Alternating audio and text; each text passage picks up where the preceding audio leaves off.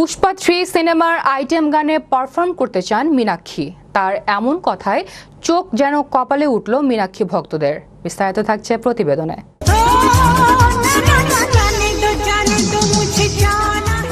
বলিউডের বরেণ্য অভিনেত্রী মীনাক্ষী শেষাদ্রি ৮০-৯০ দশকের সাড়া জাগানো এই অভিনেত্রী ভারতনাট্যম, কত্থক এবং ওড়িশি নাচে পারদর্শী।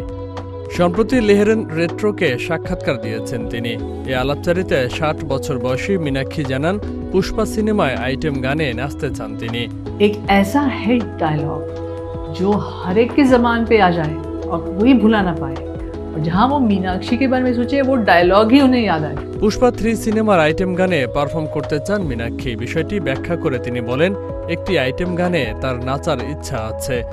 তার চাওয়া পুষ্পা 3 যা দেখে সিট থেকে উঠে সবাই বাহ বলবে। এটি একটি আইটেম গান।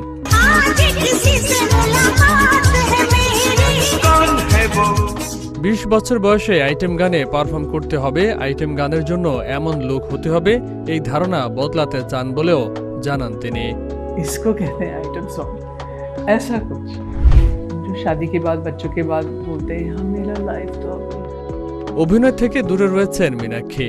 ইন্ডাস্ট্রিতে ফেরার বিষয়ে এই অভিনেত্রী বলেন, অভিনয় ক্যারিয়ারে কমেডি কম করেছেন, আজ পর্যন্ত আইটেম গান করেননি। এটা নিয়ে এখন তার প্রবল ইচ্ছা রয়েছে।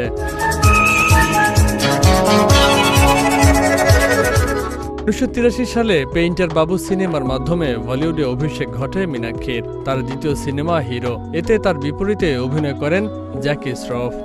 মুক্তির পর সিনেমাটি বক্স অফিসে ঝড় তুলেছিল। Need some help with some creative storyboarding. Chalo, we'll help you. I was like, wow.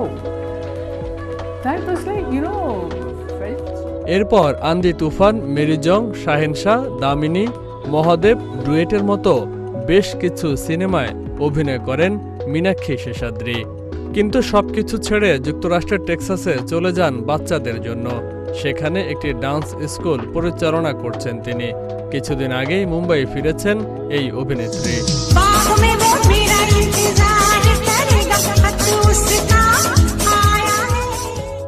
বিশ্ব বাংলা 24 বিনোদন ডেস্ক।